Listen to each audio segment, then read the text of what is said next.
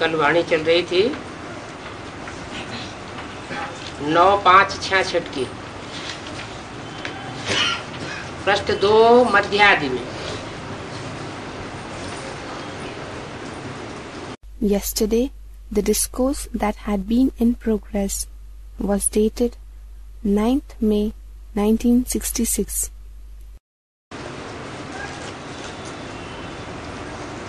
बाप कहते हैं मैं टीचर हूँ, तुमको पढ़ाने के लिए टीचर हूँ। ऐसे नहीं कि हे टीचर हम पर कृपा करो। Father says, I am the teacher. I am your teacher to educate you. It should not be like this, that, O teacher, have mercy on us. तुम कृपा आदि क्या मांगते रहते हो? आशीर्वाद तो जन्म से ही लेकर के आए हो, तो कृपा आदि मांगने की क्या बात है? Why do you keep asking for mercy, etc.? You have received blessings right from your birth. Then, what is the need to ask for mercy, etc.? बाप के बच्चे बने, आकर के माँ बाप की मिल्कियत के मालिक बने, और आशीर्वाद क्या करेंगे? You have become the children of the Father, and thus you become the inheritors of the wealth of your mother and father. What more blessings can he shower? बच्चा पैदा हुआ और बाप की मिल्कियत का मालिक बन गया। बाप तो कहते हैं क्या कृपा करें। यहाँ तो कृपा की बात नहीं है, सिर्फ बाप को याद कर रहा है। The child is born, and then it becomes the heir to claim the father's property. Father, in fact, says, "What mercy can I bestow?" Here, there is no question of bestowing mercy. Only you have to remember the Father. ये भी किसी को पता नहीं है कि बाबा बिंदी है। अभी तुमको बाप ने बताया है, सभी कहते भी हैं परमपिता परमात्मा, गॉड फादर, सुप्रीम सोल, तो परमात्मा ठहरा ना। Nobody knows even this, that Baba is a point of light. It is now that the Father has told you this fact. Everyone say Parampita Paramatma, God Father, Supreme Soul. So he is the Param, that is Supreme, Atma, that is Soul, that is the Supreme Soul. Is it not? वो है supreme बाप, बाकी सब हैं आत्माएं, non supreme. Supreme बाप आकर के आप समान बनाते हैं। He is the Supreme Father. All others are ordinary souls, non-supreme. Supreme Bap comes and makes you his equal. आकर के, जाकर के नहीं, आते हैं और आकर के बाप समान बनाते हैं। माना सब बच्चों को निराकारी स्टेज में स्थिर कराते हैं, और कुछ नहीं। He comes and makes. He does not go and make. He comes and after coming he makes us equal to the Father. What does it mean? It implies that he enables all the children to remain fixed in the incorporeal stage. Nothing more than that. कोई की बुद्धि में होगा कि क्या बेहद का बाप जो स्वर्ग का रचयिता है वो आकर स्वर्ग का मालिक बनाते हैं? तो अभी जानते हो, देखो कृष्ण के हाथ में स्वर्ग का गोला है।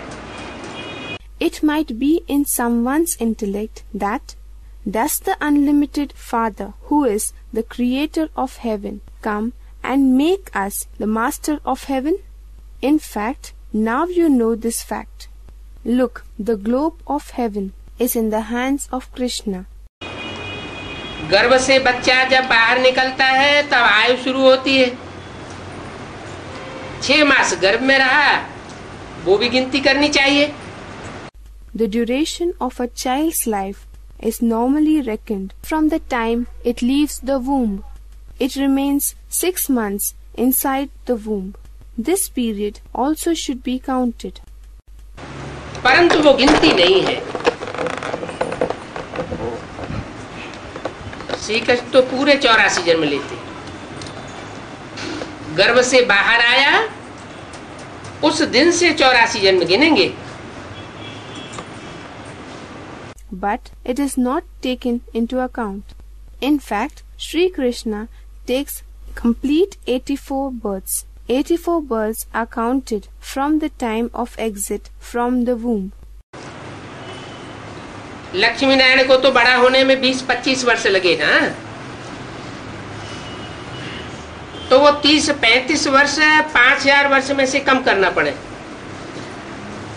It took 20-25 years for Lakshmi Narayan to grow into adults, is it not? So you have to deduct those 30-35 years from the 5000 years. Krishna तो गर्भ से बाहर निकला और पूरे 84 जन्म लिए। लक्ष्मी नारायण के लिए 20-30 वर्ष कम कहेंगे। शिव बाबा को तो तुम गिन नहीं सकते हो, क्योंकि वो तो कब आता है कब चला जाता है पता ही नहीं चलता, टाइम दे नहीं सकते। In fact, Krishna came out of the womb and took complete 84 births. For Lakshmi Narayan, it will be said that 20-30 years are less. But it is not possible to count the number of births of Shiv Baba, since nobody knows for certain when he arrives and when he departs, and you cannot fix the time either. साक्षात्कार होते थे, मुसलमान लोग आते थे, वो भी बगीचा आदि देखते थे। उन्होंने ये नवधा भक्ति आदि तो कुछ भी नहीं की, घर बैठे आप ही ध्यान में जाते रहते थे। वो भक्त लोग तो कितनी नौदा भक्ति करते। Divine visions used to take place. Muslims used to come, and they too used to experience visions of garden, etc. They did not do these 9 types of bhakti, etc. They used to go into trance, sitting at home itself. Those devotees do so much of Naudha Bhakti, that is, practice of devotion. और बाप यहाँ सम्मुख बैठ समझाते। देखो बाबा दूर देश से आया है, ये बात बच्चे जानते हैं और इसमें प्रवेश करके हमको पढ़ाते हैं। And here Father comes and explains, facing us directly. Look, Baba has come from a distant place. Children know this fact, and he enters into this corporeal body and teaches us. फिर बच्चों का बाहर जाने में नशा गुम हो जाता है, तो क्या करना चाहिए? बाहर जाने से नशा गुम हो जाता है तो क्या करना चाहिए नशा मेंटेन रखने के लिए? Then, on going out, the nasha, that is, the intoxication of knowledge of the children vanishes on going out. So, what should be done? If the intoxication vanishes on going out, then what should one do to maintain the nasha? है? बाहर नहीं जाना चाहिए, यहीं बैठे रहना चाहिए। अगर ये याद रहे तो खुशी का पारा चढ़ा रहे और कर्मातीत अवस्था हो जाए। Should one not go out? should one always sit here? If one remembers this, then the level of happiness would be at its height, and one will go beyond the effects of action, that is, the karmatit avastha. परंतु उसमें अजून time चाहिए, जबकि बाप ही कर्मातीत नहीं बना है तो बच्चे कैसे बनेंगे? तो सारा मदार किसके ऊपर आ गया? बाप के ऊपर। कौन से बाप के ऊपर? But for that some more time is needed. If father only has not reached this karmatit stage, how will children attain that state? So, on whom does the whole thing depend? On the father. On which father? Humanity का जो बाप है वो जब तक कर्मातीत अवस्था नहीं बना है तब तक किसी की कर्मातीत अवस्था नहीं बन सकती। और ह्यूमैनिटी का बाप क्यों कर्मातीत नहीं बन रहा है अभी तक? क्या कारण है? The father of humanity, until he doesn't attain the karmatit stage, that stage cannot be attained by anyone else. And why isn't the father of humanity achieving that stage which is beyond the effects of action? What is the reason?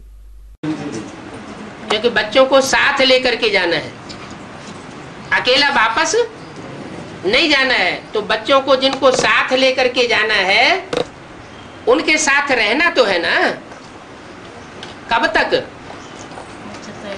जब तक सब बच्चे तैयार हो। Because he has to take the children along. He cannot return alone. So it is necessary for him to be with those children who have to be taken along. Is it not? Till when? Till all the children get ready. तो साथ में रहना है तो संग का रंग भी किसका लगेगा? बच्चों को लगेगा।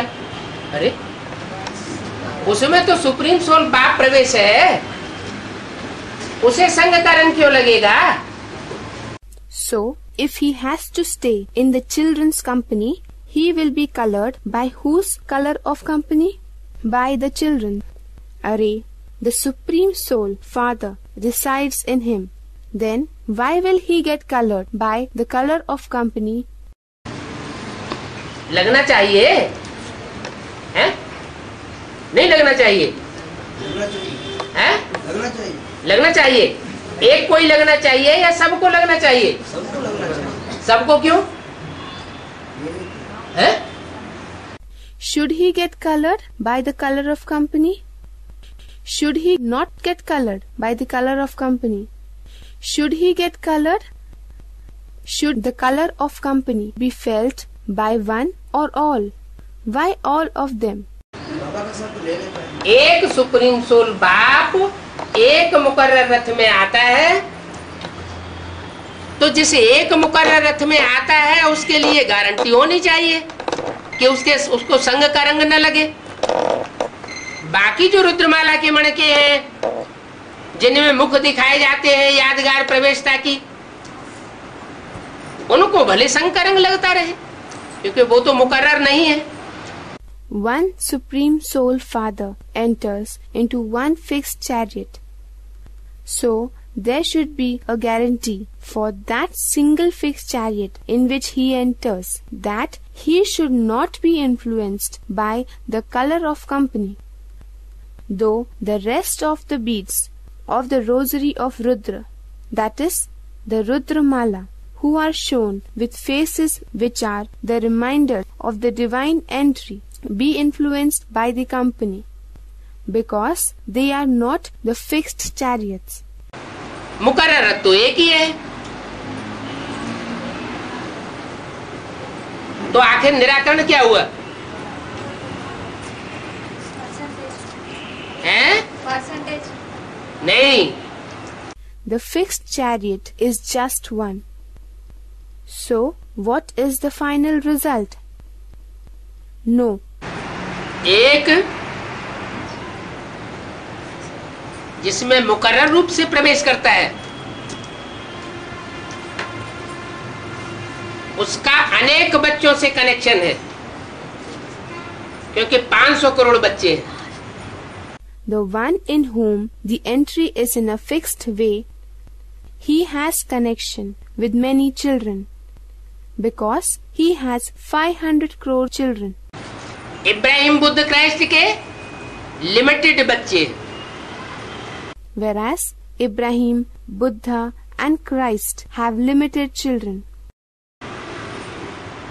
तो जिसका अनेकों से कनेक्शन होगा है तो आत्मा ही ना। भले आत्माओं के बीच में पार्ट बजाने वाली परमात्मा है, लेकिन जो नियम एक आत्मा के लिए लागू होगा वो सभी आत्माओं के लिए लागू होगा। So the one who has connection with many, then after all he is also a soul, is he not? Though he is the one who plays the part of the Supreme Soul amongst the other souls, but the rule which is applied to one will be applied to all others. जन्म मरण के चक्र में आने वाली जो भी आत्माएं हैं, उनको संग का रंग जरूर लगता है। एक सुप्रीम सोल ऐसा है जिसको संग का रंग नहीं लगता है। All the souls who come in the cycle of birth and death, they will definitely get colored by the company. Only one Supreme Soul is such that he does not get colored by the color of company. तो ढेर बच्चों के connection में आने के कारण time लग जाता है कर्मातीत अवस्था बनने में। ठीक है, सुप्रीम सोल की प्रवेशता के कारण जो संग का रंग लगता है वो जल्दी खत्म हो जाता है। As he comes into connection with many souls, it takes time to arrive at the karmatit state. Okay. Because of the entry of the Supreme Soul, the color of company gets destroyed very soon. औरों में प्रवेशता की limit नंबरवार है, उसमें प्रवेशता जास्ती होती है, लेकिन संग का रंग लगता तो है ना। In the case of other souls, the limit of entry is number wise. Entry in him is more frequent, but still he gets colored by the color of company, is it not? तो जो संग का रंग लगता है उसे हटाने में टाइम तो लगेगा, लेकिन उतना टाइम नहीं लगेगा जितना और बच्चों को लगेगा।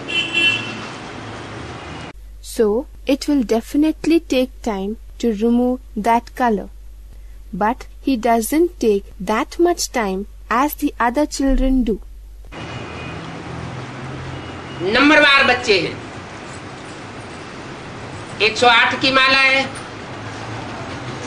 वो तो यादगार है बाप की प्रवेशता की, तो वो पावरफुल आत्मा है। Children are all number wise. There is the rosary of 108 beads. As such, that is a reminder of the entry of the Father. As such, they are all powerful souls. सृष्टि को परिवर्तन करने वाली आत्माएं हैं, उनकी कर्मातीत अवस्था नंबरवार पहले बनती है, लेकिन उन सबसे पहले किसकी बनती है?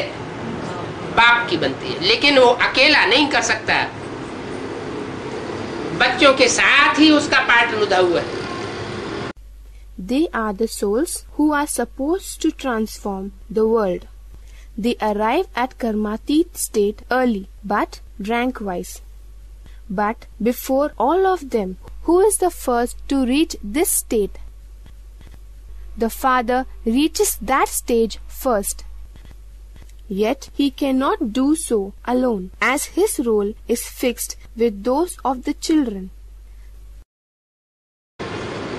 इसलिए कहते हैं बाप की जयंती सो बच्चों की जयंती। बाप अकेला नहीं आता है।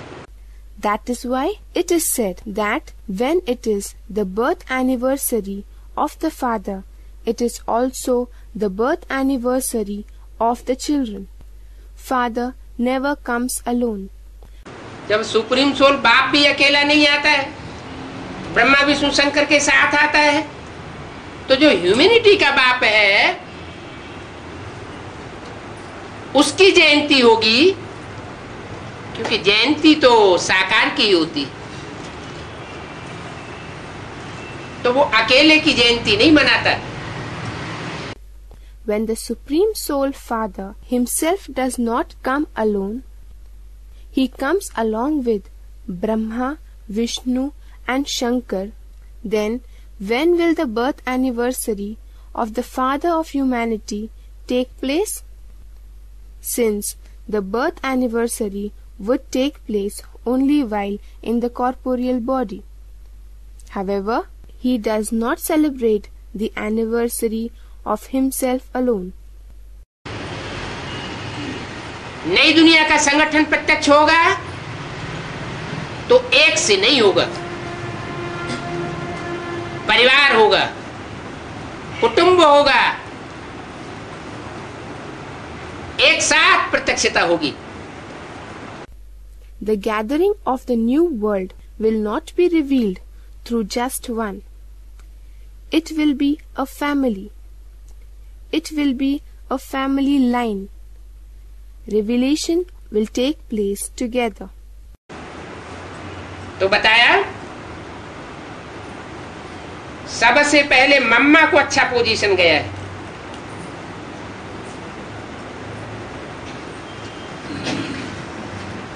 कर्मातीत अवस्था को पा लिया। So it is said that Mamma had been given a good position first. She attained the Karmatit stage. Through which body? कौन से शरीर से? स्थूल शरीर से या सूक्ष्म शरीर से? कर्मातीत अवस्था को मम्मा बाबा ने पाया तो कौन से शरीर से पाया? स्थूल शरीर से कर्मातीत अवस्था को पा लिया, लेकिन सूक्ष्म शरीर का बंधन उनको अभी भी है। Through which body? Through corporeal or subtle body?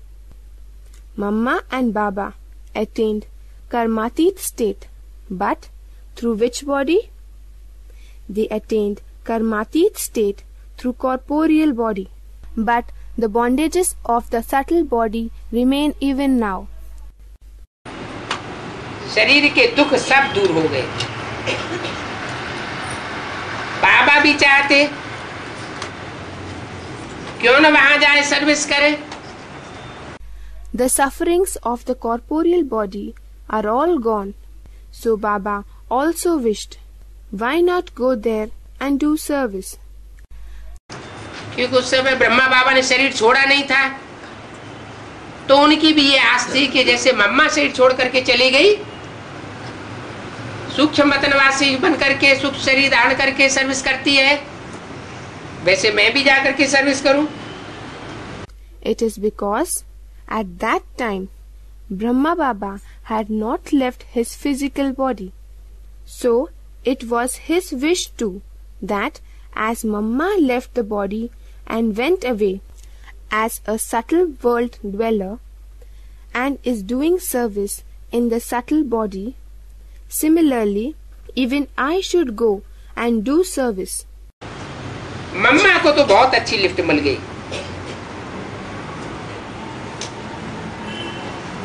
क्या? स्थूल शरीर के भान से परे हो जाना और सूक्ष्म स्टेज में टिक जाना, ये पुरुषार्थ की लिफ्ट मिल जाती है। As such, Mamma got a very nice lift. What? Getting detached from the corporeal body and being stabilized in the subtle stage, she gets this lift in her efforts. जिन आत्माओं को ये लिफ्ट मिलती है, उनको जैसे teacher की पढ़ाई मिलने लगती है, डायरेक्ट अंदर ही अंदर मनन चिंतन मंथन तीव्रता से चलता है। और देह का भान भूल जाता है। For those souls who receive this lift, it is as if they receive the direct teachings of the teacher. Churning of knowledge goes on vigorously within oneself, and the body conscious state will be forgotten. सेवा की planning बुद्धि में चलती है, नई दुनिया का नजारा बुद्धि में चलता है, ज्ञान के पॉइंट्स का मनन चिंतन मंथन बुद्धि में चलता है, और स्थूल देह का भान छूट जाता है। The planning of service goes on in the intellect. Vision of the new world stirs in the mind. Churning of the points of knowledge goes on in the intellect, and the consciousness of the physical body ends. लेकिन मम्मा को तो शरीर ही नहीं है, जैसे कि अभी बाबा को भी शरीर नहीं है। बहुत से ऐसे बच्चे हैं जिन्होंने शरीर छोड़ करके सूक्ष्म शरीर धारण कर लिया है, अपना चोला तो नहीं है। But Mamma has no physical body at all, just like Baba has no body now. There are many such children who have also left their physical bodies and assumed subtle bodies. They do not have their own bodies. तो क्या वो आत्माएं service नहीं करती है? और service ऊपर करती है या नीचे करती है? नीचे करती है। तो जो नीचे सर्विस कर रही है वो जरूर बच्चों में प्रवेश करके सेवा करती है। So don't those souls do service? And do they do the service above or below? They do it below. So if they are performing service below, it is sure that the serving soul enters into the children and does service. जैसे शिव बाबा प्रवेश करते हैं, वैसे वो सूक्ष्म शरीरधारी आत्माएं भी प्रवेश करती है। Just like Shiv Baba enters. Likewise, even those subtle bodied souls enter into others. तो ये लिफ्ट मिलने की बात है। So this is a matter of getting a lift. सूक्ष्म स्टेज में टिकना, इसमें दुख की कोई बात नहीं है। Getting stabilized in the subtle stage. In this, there is nothing to feel sad about. अब देखो, श्री कृष्ण की आत्मा को अंतिम जन्म में फुल ज्ञान है,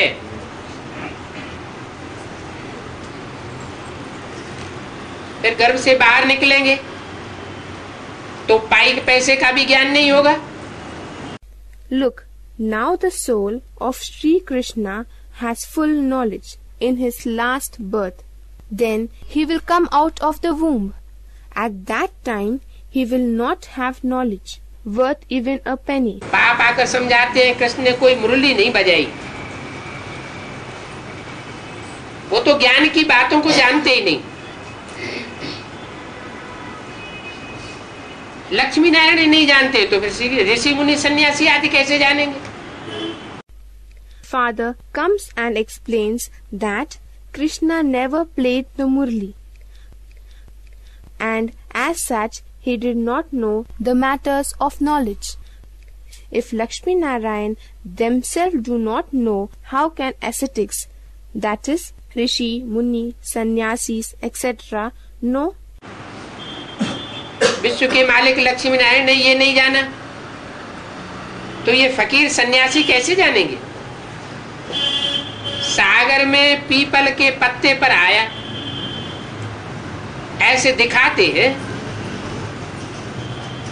If the sovereigns of the world, Lakshmi Narayan, themselves did not know this matter, then how will the fakirs and sannyasis know?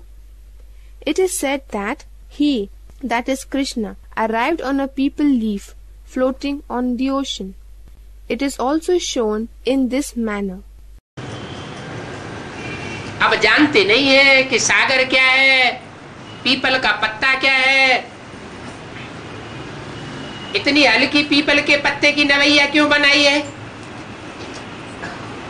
Now nobody knows what is meant by the ocean, the people leaf, and why such a light boat was made out of a people leaf. और उस पर श्री कृष्ण बिठैया दिखाई दिए। वास्तव में ज्ञान सागर है, वो है खिवैया। और जो पीपल का पत्ता है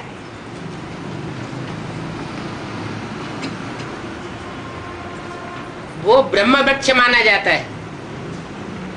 And Sri Krishna is shown resting on it.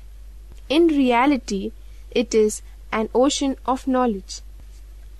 It is he who is the Khivaya, that is, the boatman.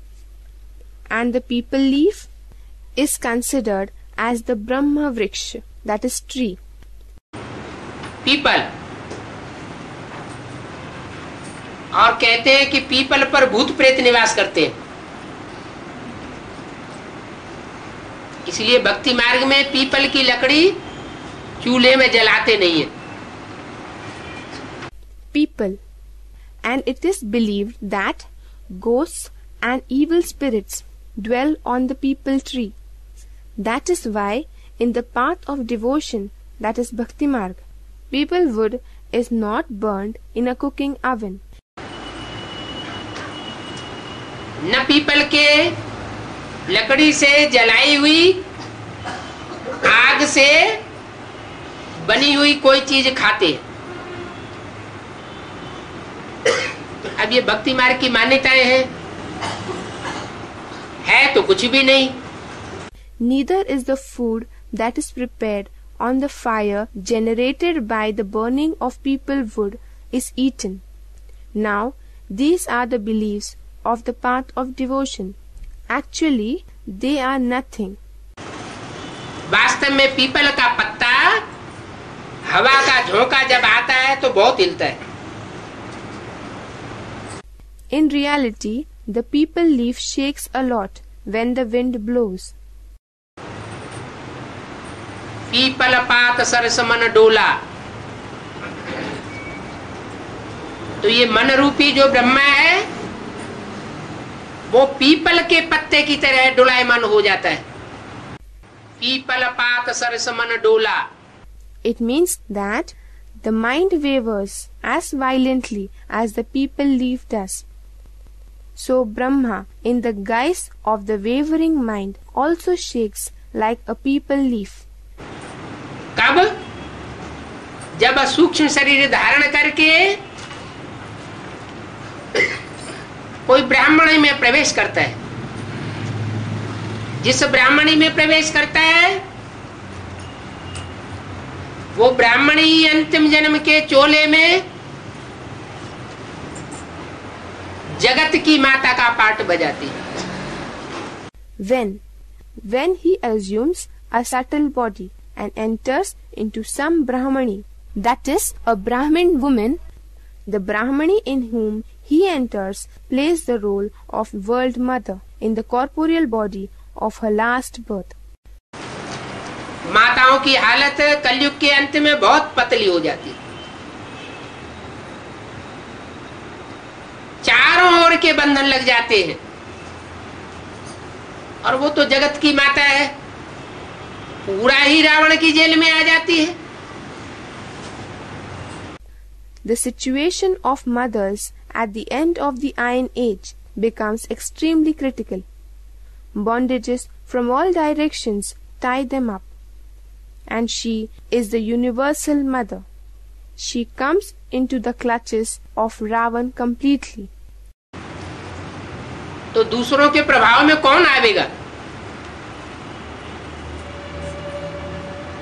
जिसका मन कमजोर होगा वो आवेगा या जिसका मन सुदृढ़ होगा वो आवेगा?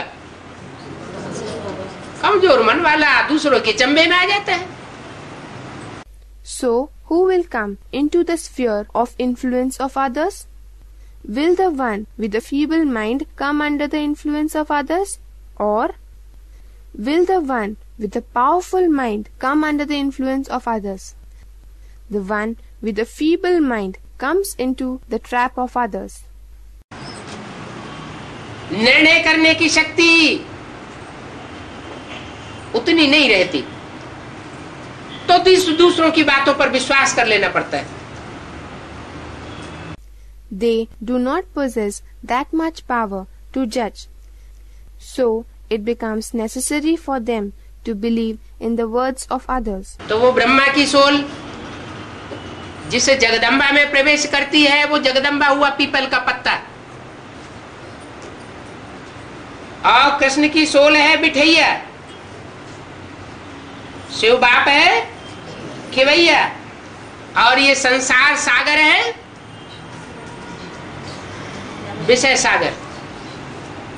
So the Jagdamba in whom the soul of Brahma enters is the people leaf, and the soul of Krishna is the seated person, that is Bithaya, and Father Shiv is the boatman, that is Khivaiya. And this ocean of humanity is an ocean of poison. इतने विषय सागर के हिलोरे आते हैं कि लोग समझते हैं कि ये नैया डूबी की डूबी, और बाप मुरली में क्या कहते हैं? नैया हिलेगी डुलेगी लेकिन डूबेगी नहीं. So many storms rise in the ocean of poison that people think that the boat will surely sink now or then. And what does Father say in the Murli? That the boat will shake and swing, but will not sink. क्यों? क्यों नहीं डूबेगी? इतनी हल्की नवैया people के पत्ते की, तो क्यों नहीं डूबेगी? इतने बड़े बड़े तूफान आ रहे हैं, तूफानों के बीच से नैया गुजर रही है. Why? Why will it not sink? Such a light boat in the form of a peepal leaf. In that case, why will it not sink? When so many big storms are coming and the boat is passing through these storms. क्योंकि supreme soul बाप खिवैया है, और वो खिवैया नवैया की तरफ ज्यादा ध्यान देता है कि नवैया में बिठैया जो है उसकी तरफ ज्यादा ध्यान देता है. It is because the Supreme Soul Father is the boatman, and does the boatman pay more attention towards the boat, or does he pay more attention towards the person sitting in the boat? नवैया की तरफ ध्यान देता है. नवैया तो दूसरी बन जाएगी, लेकिन जो बिठैया है कन्हैया, वो तो एक ही बच्चा है. क्या? Does he pay more attention towards the boat? Another boat could be made, but the person seated in the boat, that is the Bithaya, that is Kanhaiya, Krishna, he is the only child. What? जो एक बच्चा है, वो एक बच्चा सृष्टि का पहला पत्ता है. उस पहले पत्ते के लिए, उसकी सुरक्षा के लिए बाप को नैया पार लेकर के जाना है. The one who is the only child is the first leaf of this creation. For the sake of that initial leaf and its protection, Father has to safely steer the boat to cross the storm. नैया पार जाएगी तो स्वर्ग का gate खुलेगा. स्वर्ग का gate खुलने के साथ साथ शांति धाम का भी गेट खुलता है. If the boat crosses safely, then the gate of heaven will open. When the gate of heaven opens, simultaneously the gate of abode of peace, that is Shanti Dham, also opens. तो वो तो दिखा देते हैं कि सागर में people के पत्ते पर आया, यह किया। ये सब कहानियां दिखाई दी जो बैठ करके लिखी है। However, they show that he had come riding on a floating peepal leaf in the sea. He did such and such a thing. All these stories are made up by them, which they sat and wrote. कहते गंगा नदी में पैर डाला तो गंगा नीचे चली गई।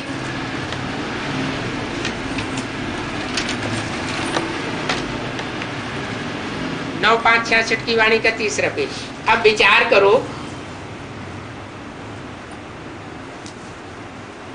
मनुष्य कितनी बातें न बना सकते हैं। They say that he stepped into the river Ganga and Ganga water went down. The 3rd page of the Vani dated 9th May 1966. Now you think over how man is capable of making so many false stories. अब बाप समझाते हैं, तुमको कोई भी उल्टी फुल्टी बातों पर कब विश्वास नहीं करना चाहिए। शास्त्र आदि कितने मनुष्य पढ़ते हैं, बाप कहते हैं पढ़ा हुआ सब भूल जाओ।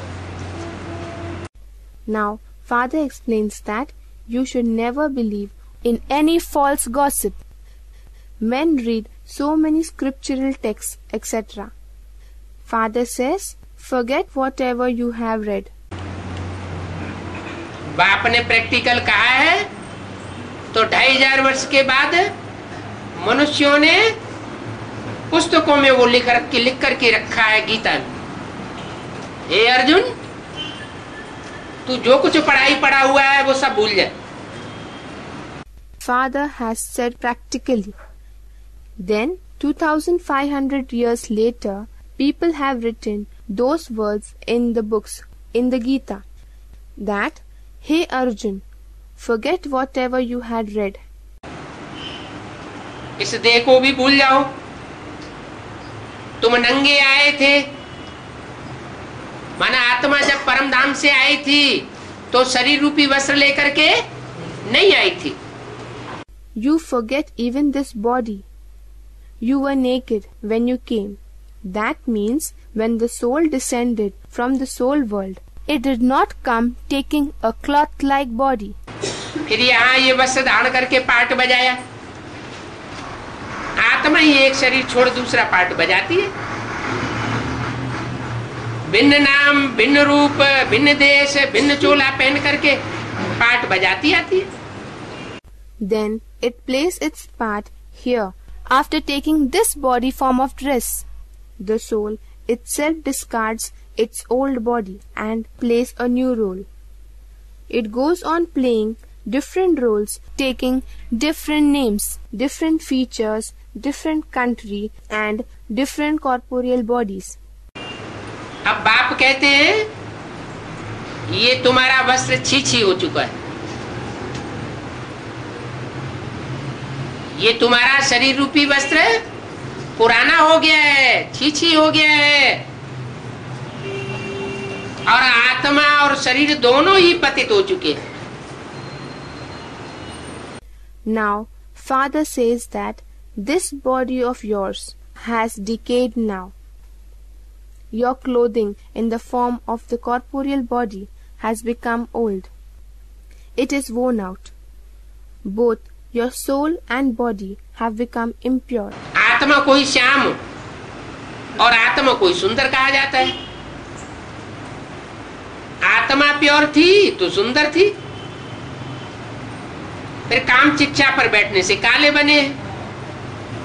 It is the soul which is said to be Shyam, that is dark, and it is the soul which is said to be Sundar, that is beautiful. The soul originally was pure and hence beautiful. It then became impure by sitting on the pyre of sex lust. कब से काम शिक्षा पर बैठे? द्वापर युग से कौन आया? इब्राहिम आया, इस्लाम धर्म आया, वहां से काम विकार शुरू हुआ। Since when has it climbed the pyre of sex lust? Who arrived from the copper age? Ibrahim came. Islam religion appeared. Sex lust started from that time. तो काम इच्छा पर बैठने से काले बने। न इस्लाम धर्म आता, न व्यभिचार बढ़ता, न काले बनते। So the soul became impure by sitting on the pyre of lust. If Islam religion had not come, then vyabhichar, that is adultery, would not have arisen and the soul would not have become dark. ज्यों-ज्यों व्यभिचार बढ़ता जाता है, त्यों-त्यों आत्माएं और उनके शरीर रूपी वस्त्र छी-छी बनते जाते हैं। As and how vyabhichar, that is adultery, increases, the soul and its cloth-like body becomes dirty. बदबू बढ़ती जाती है, ग्लानि होती जाती है। अब फिर बाप ज्ञान चिच्छा पर बैठाते हैं। पतित पावन बाप कहते हैं, मुझे याद करो। The foul smell which it emits goes on increasing. It keeps getting defamed. But now Father makes you sit on the pyre of knowledge. The Father who is Patit Pavan, that is the purifier of the sinful, says, remember me. किसे याद करो? और कौन कहते हैं? पतितों को पावन बनाने वाला बाप कहते हैं। माना नीचे वाला नहीं है, पतितों को पावन बनाने वाला। Whom should you remember? And who says so? The Father who is the purifier of the sinful ones says so. It means that the one having the lower stage is not the purifier of the sinful ones. दो soul है, एक supreme soul और दूसरी मनुष्य आत्माओं का बाप। वो नीचे का पार्टधारी है। There are two souls. One is the Supreme Soul and the other is the Father of the human souls. He, that is, the Father of the human souls, is the role player of this lower world. वो सदैव ऊंची stage में रहने वाला है। कौन? Supreme soul. बलिष्ठ षष्ठी पर आता है तो भी मन बुद्धि से ऊंची स्टेज में रहता है।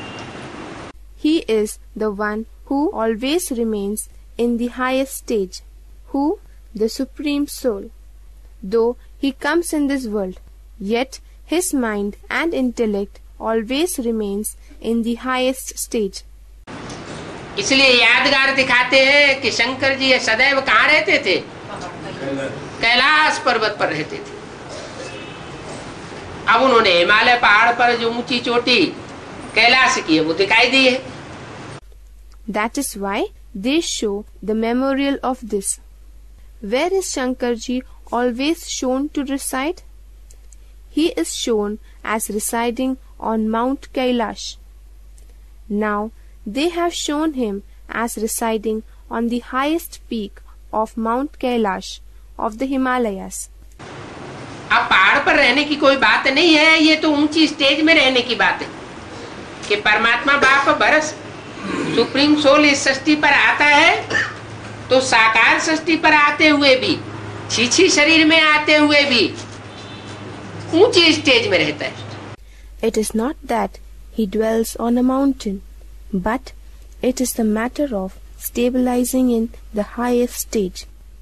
Even though the Supreme Soul, Father, descends on this world of corporeal beings, even though he enters an impure body, he stays in the highest stage. तो जो भी बच्चे कनेक्शन में आते हैं उनकी भी कैसी स्टेज हो जाती है? ऊंची स्टेज हो जाती है। चेहरे चमचमाने लगते हैं, आत्मा में शक्ति की अनुभूति होने लगती है। So all the children who come into connection, in which stage do even they get stabilized? Even their stage becomes high. their faces begin to glow. The soul feels empowered. तो बोला, पतित पावन बाप कहते हैं मुझे याद करो तो ये खाद निकल जाएगी। काहे की खाद है? ये जो दूसरे दूसरे धर्मों की खाद पड़ी है ना, संग के रंग की, वो निकल जाएगी। Now it is said that the Father, who is the purifier of the sinful, says, "If you remember me, these impurities will be washed away." What kind of impurities? Those impurities that you have absorbed from other religions by getting colored by the color of company. They will be eliminated. जैसे सोने में तांबा डाला जाता है, चांदी डाली जाती है, लोहा डाला जाता है, तो उसकी कीमत घटती जाती है। Like in gold, copper is added, silver is added, iron is added. In such a case, the value of gold goes on decreasing. ऐसे ही आत्मा में त्रेता युग में चांदी जैसी आत्माएं परम धाम से आई और उनके संग के रंग की खाद पड़ती गई। द्वापर युग शुरू होते होते आधी कलाएं खत्म हो गई। In a similar way, it is with the souls. The silver-like souls came from the supreme abode in the silver age, and the impurity of their color of company started getting added. With the advent of the copper age, half of the celestial degrees got diminished. और द्वापर के आदि से इस्लाम धर्म आया, Christian धर्म आया, और इनके संग के रंग में आने से आत्माएं तांबे जैसी बन गई, कामी और क्रोधी बन गई। From the beginning of the copper age, Islam faith came into existence and Christianity came into existence, and due to coming into their company, the souls became like copper. They developed the traits of sex lust and anger. कलयुग आता है तो जो मुख्य धर्म आए, इस्लामी, बौद्धिक, Christian, उनकी सहयोगी डालियों वाले धर्म पिताएं भी उतर पड़े और लोहे की खाद पड़ गई। When the Iron Age starts, at that time, the religious fathers of the supporting branches of the main religions, namely Islam, Buddhism, and Christianity, also descended, and hence the impurity of the Iron Age got added. The impurities in the soul increases. तो जैसे जैसे खाद पड़ती जाती है, आत्मा में मैल बढ़ता जाता है,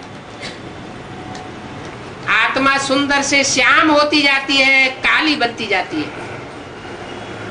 And as and how the impurities get added, the beautiful soul goes on becoming grey. It goes on becoming grey. Father says that, बाप कहते हैं मैं तो सदा शिव हूं। क्या? मैं तो हीरे में आता हूं और हीरा ही बन करके रहता हूं। जिसकी यादगार भक्ति मार्ग में क्या दिखाई है? I am Sadashiv, that is, ever auspicious. What? I come in a diamond and remain a diamond only.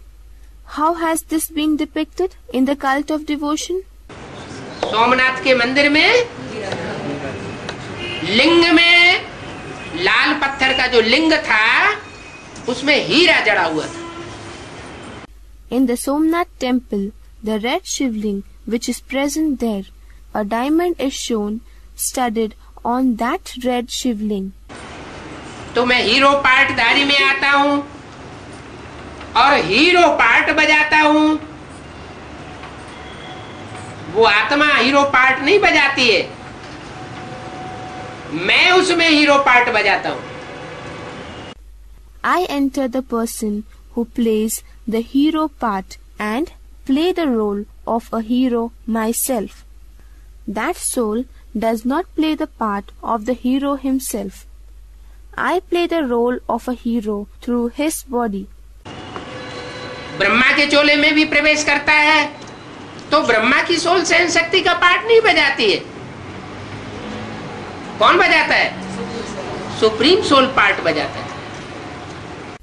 Even though he enters the body of Brahma, but the soul of Brahma does not play the role of tolerance. Who plays that role? The Supreme Soul plays the role. तो मैं हीरे में आकर के hero पार्टधारी का part बजाता हूं और मेरे संग के रंग में जो बच्चे आते हैं वो भी हीरे समान चमक मारने वाले बन जाते हैं। However, I enter a diamond and play the part of a hero, and those children who come into contact with me also become the ones who sparkle like the diamonds.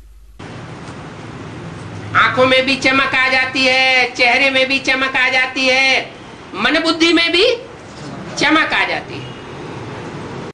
They reveal luster in their eyes. Their faces also glow. Their mind and intellect also show brilliance. तो ये खाद निकल जाएगी, आत्मा में खाद पड़ती है। अब देखो गवर्नमेंट कहती है सोना नहीं पहनो, क्या? And the vices will get eliminated. Impurity enters the soul. Hear what the government says now. It says, do not wear gold. What? कौन सी गवर्नमेंट कहती है? ईश्वरी गवर्नमेंट कहती है कि सोना नहीं पहनो। इसका क्या मतलब हुआ? Which government says so? Does the godly government advise you not to wear golden jewels? What does it imply? स्थूल रूप में देखें तो जो बाहर की दुनिया की स्थूल गवर्नमेंट है, दुनियावी गवर्नमेंट है, वो कहती है कि सोना नहीं पहनना चाहिए। आजकल चोरी चकारी लुटेरे बहुत बढ़ रहे हैं, कान भी फाड़ देंगे और सोना भी ले जाएंगे। If you view in a materialistic way the materialistic government of the outside world, the worldly government says do not wear gold. Nowadays, theft, looting and snatching are on the rise. Even earlobes are cut to snatch gold rings, and they will even take away the gold. गला भी चीर देंगे और हार भी निकाल के ले जाएंगे। तो सोना पहनने की दरकार नहीं है। बैंकें बनाई हुई है गवर्नमेंट ने, उन बैंकों में लाकर में रख देना चाहिए। Even the neck is slashed and even the gold necklaces will be taken away. So, it is not necessary to wear gold ornaments. The government has created banks, so one should keep them in the safety lockers. बाप कहते हैं बच्चे जब ज्ञान में आते हैं तो लौकिक दुनिया के संग के रंग में आते हैं तो लोहे की जंजीरें धारण की हुई होती है। Father says that when the children come into knowledge, they set in the iron chains when they come into the company of the Laukic world. और जब अलौकिक ब्राह्मण परिवार के संग में आते हैं तो कौन सी जंजीरें धारण कर लेते हैं? सोने की जंजीरें धारण कर लेते हैं। अब ये सोने की जंजीर धारण करने का टाइम नहीं है।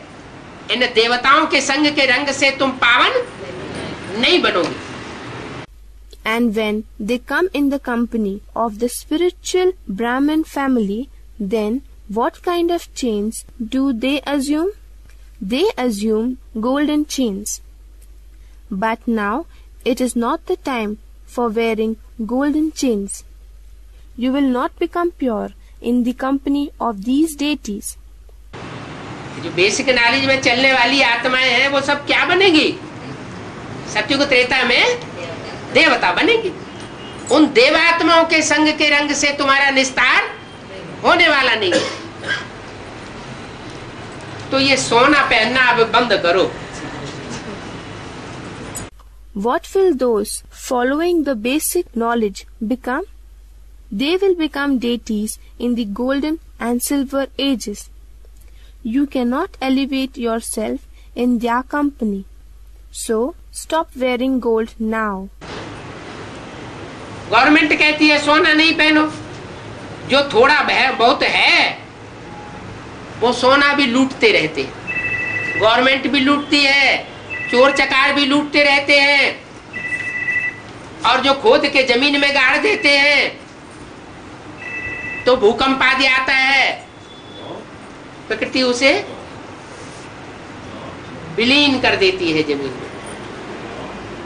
Government also asks you not to wear gold. Whatever little gold you have, even that much gold is looted. Even the government takes away your gold, and even the robbers loot your gold. And those who hide their gold in pits dug below the ground, even that is mingled up with natural elements under the ground by nature. If an earthquake strikes the area. कलयुग अंत में अभी सोना बिल्कुल नहीं है। क्या? सोने जैसी आत्माएं, सच्ची आत्माएं इस सृष्टि पर नाम मात्र के लिए भी नहीं है। और सतयुग आदि में फिर सोने की महल बनावेंगे। At the end of this iron age, there isn't any gold left. What? Souls like gold, that is, the souls as true as gold, are not to be found, even in traces, in this world. And then they will build palaces of gold at the beginning of the golden age. महल, ये तो एक मुहावरा है। सोने का महल नहीं होता है।